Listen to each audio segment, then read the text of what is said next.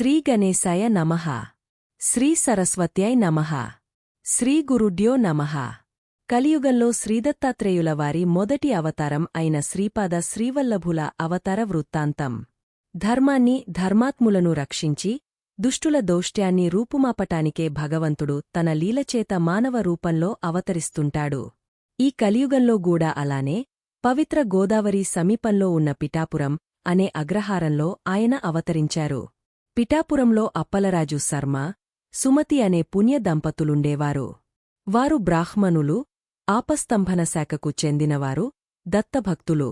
వారికి ఎందరో పిల్లలు పుట్టారుగాని అందరూ చనిపోగా 2 మాత్రమే బ్రతికారు. వారిలో ఒకడు కుంటివాడు, మరొకడు గుడ్డివాడు. తర్వాత గూడా 2 పిల్లలు పుట్టి చనిపోయారు. నిత్యము భిక్షకే వచ్చేవారిని శ్రీ దత్తరూపాలుగా భావించి వారు భిక్ష సమర్పించేవారు. ఒక అమావాస్యనాడు వారింట్లో బ్రాహ్మణులను పిలిచి శ్రాద్ధకర్మ ప్రారంభించారు. అలాంటి రోజున బ్రాహ్మణ్భోక్తలు భోజనం చేయకముందు మరెవరూ భోజనం చేయరాదని శాస్త్రం. కాని ఆనాడు బ్రాహ్మణులకు భోజనం వడ్డించకముందే వారింటికి దండకమండలు ధారి అయిన ఒక సన్యాసి వచ్చి భిక్ష కోరాడు. శ్రాద్ధ కలాపంలో నిమగ్నుడై ఉన్న ఇంటి యజమానికి ఈ సంగతి తెలియదు. ఇల్లాలైన సుమతి ఆ వచ్చిన సమయమింద్రుడు శ్రాద్ధ భోక్తయైన పరమేశ్వరుడేనని, తమ కులదైవమైన శ్రీ దత్తాత్రేయుడేనని విశ్వసించి ఆయనకు భిక్ష ఇచ్చింది. ఆమె భక్తి, విశ్వాసాలకు సంప్రీతుడైన ఆ యతీంద్రుడు యథార్థమైన తన దత్తాత్రేయ స్వరూపంలో దర్శనమిచ్చారు. ఆ స్వామిని చూడటానికి 1000 కనులు చాలవు, వర్ణించటానికి ఎన్నివేల నాలుకలైనా సరిపోవు. 2 చేతులలో శంఖ చక్రాలు, 2 చేతులలో జమరు, త్రిశూలాలు, మిగిలిన 2 చేతులలోనూ జపమాల, కమండలాలు ధరించి 6 బాహువులతో 3 ముఖాలతో స్వామి వెలిగపోతున్నాడు. వెండికొండవలె తెల్లని కాంతితో ఆయన మూర్తీభవించిన శుద్ధ సత్వమా అన్నట్లు ప్రకాశిస్తున్నాడు. ప్రపంచంలోని దీనులనుద్ధరించడానికి 6 చేతులు చాలక అనేకమైన బాహువులే ఆయన శిరస్సు నుండి వచ్చాయా అన్నట్లు ఆయన జటాజూటం నుండి జుట్టు పాయలుగా వ్రేలాడుతున్నది. ఆ తల్లి సుమతీదేవి తన జన్మ సార్థకమయ్యేలా ఆ అమృతమూర్తిని ఒడలెల్లా కళ్ళు చేసుకుని ఆ కన్నులతోనే పానం చేయసాగింది. అప్పుడా కరుణాకరుడు, తల్లి, అచంచలమైన నీ విశ్వాసానికి సంప్రీతుడనయ్యాను. శ్రాద్ధబ్రాహ్మణులు భోజనం చేయకముందే నేను పరమేశ్వరుడన్న విశ్వాసంతో భోజనం పెట్టావు. నీ అభిష్టమేమిటో చెప్పు, నేను తప్పక నెరవేర్చగలను అన్నారు. స్వామి మాటలు అమృతధారలై ఆమె చెవుల ద్వారా శరీరంలోని సర్వధాతువులలోకి ప్రవహించాయి. జగన్మోహనమైన శ్రీ దత్తాత్రేయస్వామి దర్శనంతో ఆమె కన్నులు ఆయన యొక్క అమృత వాక్కులు వినడం వలన ఆమె చెవులు బ్రహ్మవాక్కులైన వేదాలను వినిన ఋషి సత్తముల చెవులవలె పరమ పావనమయ్యాయి. ఆమె కృతజ్ఞతతో, పరమాత్మా, యోగులను గూడా ముగ్ధులను చేసేలా దర్శనమిచ్చావు. అంతేగాక నా చేతి అన్నం స్వీకరించావు. ఇంతకంటే నాకేమి కావాలి?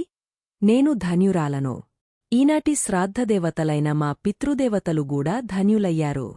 నీవు భక్తుల కోరికలిడేర్చే కల్పవృక్షానివి. నీవు నన్ను తల్లి అని సంబోధించావు. కనుక నేను ప్రత్యేకంగా నిన్ను వరమడుగవలసిన పనిలేదు. నీవిచ్చిన మాటను నిలుపుకో చాలు అన్నది. భక్తిశ్రద్ధల వలన జాగృతమైన ఆమె బుద్ధి శక్తికి ఆశ్చర్యచకితుడైన శ్రీ దత్తాత్రేయస్వామి ఇదివరకు అత్రిమహర్షి అడిగనట్లే ఈమెగూడా లోకానుగ్రహార్థమైన కోరిక కోరుతున్నది అనుకున్నాడు. ఆయన, అమ్మా, నాతో సమానుడైన పుత్రుడే నీకు జన్మిస్తాడు. కాని నీవు పుత్రవ్యామోహంతో అతని మాటను పట్టించుకొనక నీవు చెప్పినట్లే అతడు చేయాలని నిర్బంధించకూడదు. అతడు చెప్పినదే అక్షరాలా అమలు జరపాలి అన్నారు. ఆ దర్శనంతో మరింత నిశితమైన బుద్ధిశక్తిగలిగిన ఆమె, స్వామీ, నేను మానవమాతృరాలిని, నాకు పుత్రవ్యామోహం కలగడం సహజం. అదిలేక మాతృవాంఛ పరిపూర్ణమయ్యేదెలా? కనుక పుత్రుడు జన్మించాక సమయానుకూలంగా అట్టి వివేకాన్ని నీవే అనుగ్రహించాలి అని ప్రార్థించింది. ఆమె సమయస్ఫూర్తికి మెచ్చి దత్తస్వామి నవ్వి ఆశీర్వదించి అంతర్హితులయ్యారు. సుమతీదేవి ఆనంద పారవస్యంతో ఇంటిలోనికి వెళ్లి పితృశ్రాద్ధాది కార్యకలాపాన్ని కొనసాగస్తున్న భర్తను ప్రక్కకు పిలిచి, స్వామీ, నేనినాడు ఒక అపరాధం చేశాను. చేసిన అపరాధం చెబితే దోషం పోతుంది. శ్రాద్ధ బ్రాహ్మణులింత వరకు భోజనం చేయలేదు కదా? కాని ఇప్పుడే ఒక సన్యాసి వచ్చి భిక్షమడిగాడు. ఆయనే యజ్ఞపతి శ్రాద్ధ ఫలభోక్త అయిన శ్రీదత్తాత్రేయ స్వామియని భావించి భిక్ష ఇచ్చాను. ఆయన సంతోషించి తన నిజరూపమైన దత్తాత్రేయ స్వామిగా దర్శనమిచ్చారు అని చెబుతుంటే ఆమె శరీరం రోమాంచితమై కంఠం దద్గదమై కన్నలు ఆనంద భాష్పాలతో నిండాయి. ఆ మాటలు విన్న రాజుశర్మ ఆమె ముఖంలో తాండవిస్తున్న ఆనంద పారవస్యానికి ఆశ్చర్యచకితుడై సంతోషంతో, సాధ్వి, మనము బ్రాహ్మణులకు భోజనం పెట్టి ఆ శ్రాద్ధ కర్మను యజ్ఞభోక్తయైన విష్ణువుకే గదా అర్పిస్తాము. అటువంటప్పుడు నీవు పెట్టిన భిక్ష భగవంతుడే స్వయంగా గ్రహించాడంటే అది మన మహద్భాగ్యం. అది కేవలం నీ విశ్వాసఫలమే. నీవు చేసిన ఈ మంచికార్యం వలన నీవేగాక అందరమూ కృతార్థులమయ్యాము. శ్రీ దత్తాత్రేయ స్వామి మధ్యాహ్న సమయంలో అనేక రూపాలలో భక్తులనుద్ధరించడానికే అతిథివలే సంచరిస్తుంటాడని విన్నాము. ఆచరణలో జరిగిన లోపం వలన అతిథి ఆకలితో తిరిగపోతే సాక్షాత్తు ఆ శ్రీహరే తిరిగపోయినట్లు నీవు చేసిన పని ఎంతో కళ్యాణకరమైనది అని ప్రశంసించాడు. అప్పుడా పరమ సాధవి తనకు స్వామి వరమిచ్చిన సంగతి వివరంగా చెప్పింది.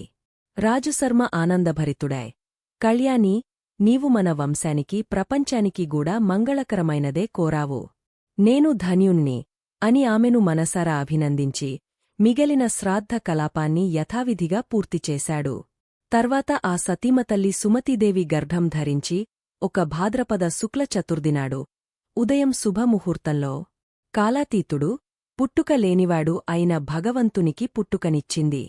దైవజ్ఞులు ఆ శిశువు యొక్క జన్మలగ్నము గ్రహస్థితి గణించి సాక్షాత్తు కల్పవృక్షమే వారింత వెలసిందని, సాక్షాత్తు దత్తాత్రేయుడే అవతరించాడని అన్నారు. రాజు శర్మకు కల్గెన అదృష్టాన్ని పూర్వం అత్రిమహర్షికి ప్రాప్తించిన మహాద్భాగ్యంతో పోల్చారు. ఆ శిశువు పాదాలలో దివ్యచిహ్నాలు మొదలైన శుభలక్షణాలతోనూ అప్రతిమాన తేజస్సుతోనూ ప్రకాశిస్తుండడం వలన అతనికి శ్రీపాదుడు అని నామకరణం చేశారు. అది కలియుగంలో శ్రీదత్తాత్రేయ స్వామి యొక్క మొదటి అవతారం. శ్రీదత్తాయ గురవే నమః. శ్రీ శ్రీపాద శ్రీవల్లభాయ నమః. శ్రీ నృసింహ సరస్వత్యై నమః. Please subscribe.